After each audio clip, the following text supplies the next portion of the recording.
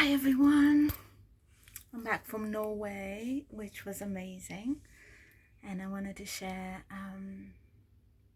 not about Norway because I'm still processing, but what I wanted to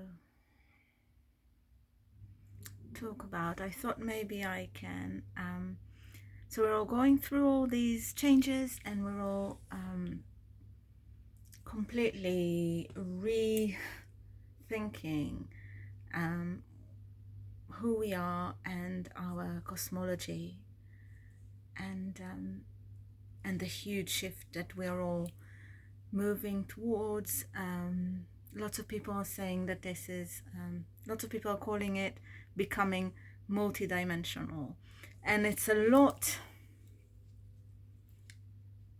of the terms that we use with this process are taken from modern science, which is only natural because this is the paradigm that we have at the moment. And yet a lot of it can't be described by modern science. And so what I thought to do is to go back to cultures who were more in tune with the actual world and how it works, with the different dimensions, with the different bodies that we have, and with the different beings in the universe, and see what they have to say. So today I'm going to introduce this beautiful rock, and she holds a memory of a priestess, a star priestess from Stanton stone circle in England.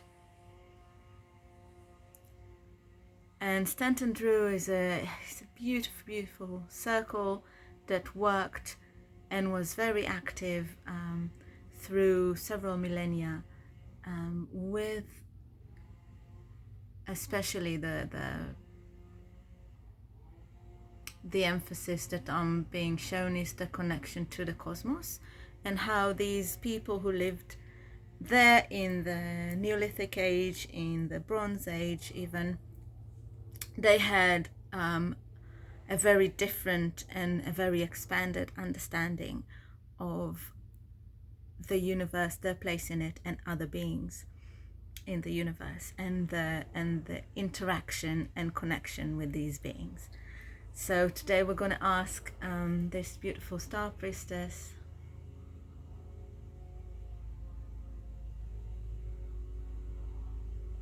what we can do now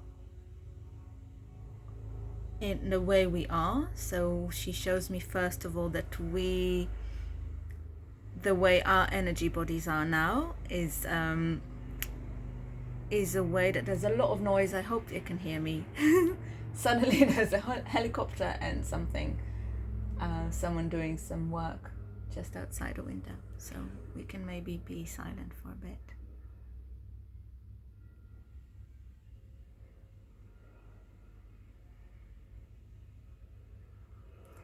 So first of all, these people knew that they don't only exist in the physical realm. In what way they knew it, and how much it was conscious, that can be, that varied during different periods, but they did know that they had a grasp of their different bodies and their existence in different dimensions. So I can see them as that each person experiences themselves not as a body, but as a pillar of light, which has this part which is a denser part that has the shape and has the pattern of a human body, but they experience all of their range, all of their dimensions.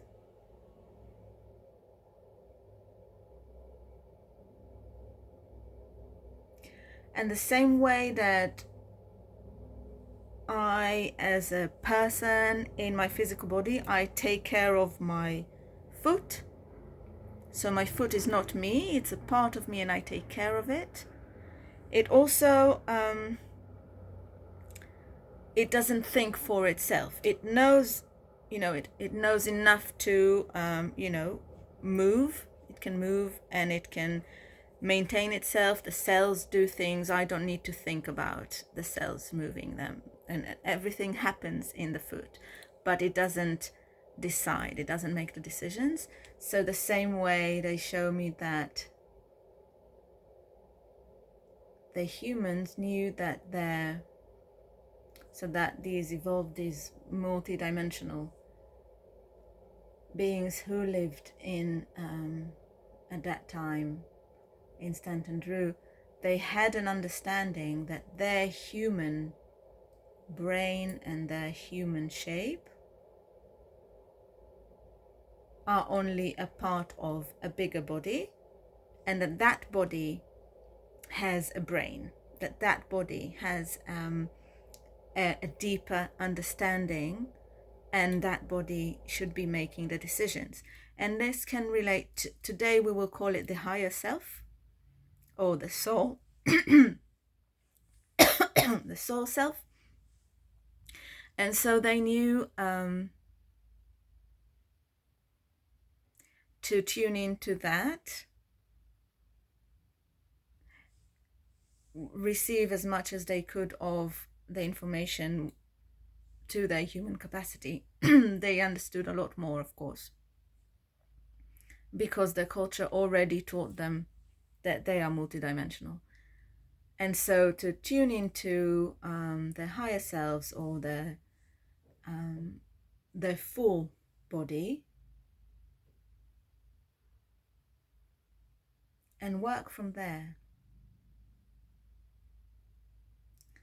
And we should notice that when we connect with our higher self, there's less action and less form and more quality and essence. So in the higher self, all I need to sense is that things are harmonious, that it feels right, without necessarily knowing what it is. So in the higher self, I'm wanting harmony, I'm wanting love, I'm feeling an experience, I'm just sensing what emotion I feel, what flavor this experience has. So that's up there. And then it trickles down to have more form, more actuality, and more details, until in the physical body, I'm going to go and have a party. I'm going to go and do something that has the same flavor, because I already made that, I already created that field from my higher self.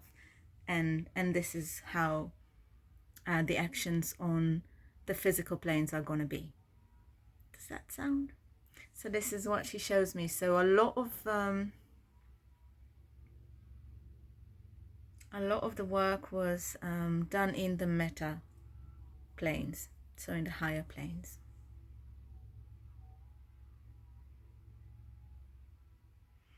And what she also shows me is that everyone had the will. They had a strong will for harmony, connectedness, and cosmic love. So that was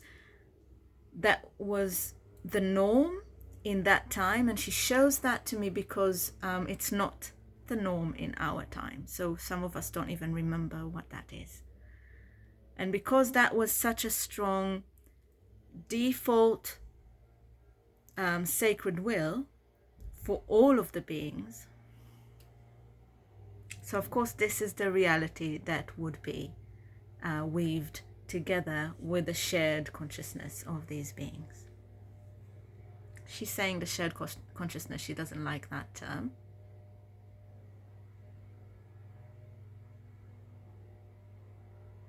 So I'm going to use divine will, because the divine will was aligned and very focused on creating a harmonious tapestry of humans and nature and land. So a harmonious tapestry of beings that exists seamlessly and many of the rituals and ceremonies were in order to achieve this, in order for the life force energy to flow seamlessly and harmoniously between all beings, in order for the cosmic energy to align with the earth energy and with all beings. So there was a lot of that in the spiritual practices of this group that I'm seeing who lived in Stanton.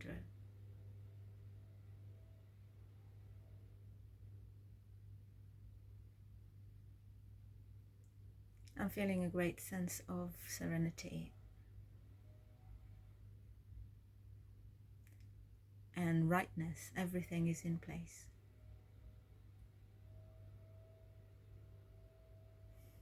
So I give thanks to the Star Priestess of Stanton, and I hope we learned something from this video. Thank you so much. Lots of love from Avalon.